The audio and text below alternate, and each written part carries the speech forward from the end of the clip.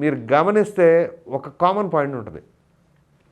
పోసాని కృష్ణమురళి కానీ, అంటే film industry గురించి చెప్తున్నా, ఆలీ కానీ, ఇప్పుడు రామ్ గోపాల్ వర్మ కానీ, వాళ్ళు ఎప్పుడు కూడా క్షమాపణలు చెప్పడమో లేకపోతే నేను రాజకీయాల నుంచి తప్పుకుంటున్నాను, నాకు రాజకీయాలకి సంబంధం లేదని వాళ్ళ నోట్లో నుంచి చెప్పడం వచ్చిందా?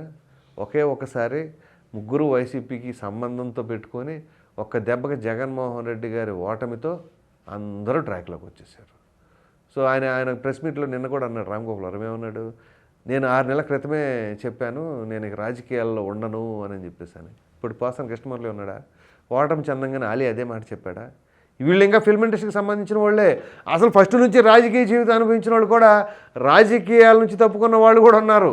సరే, ఇప్పుడు వాళ్ళ గురించి కూడా ప్రస్తావించుకో అవసరం లేదులే. కానీ మీరు కనుక గమనిస్తే ఇయే పాయింట్లు అనమాట. అంటే ఒక్కసారి జగన్మోహన్ రెడ్డి గారి పరిపాలనలో వీళ్ళందరూ ఆ పార్టీకి ఫేవర్గా ఉన్న దానికి వాళ్ళ రాజకీయ జీవితం మొత్తం స్మాష్ అయిపోయింది.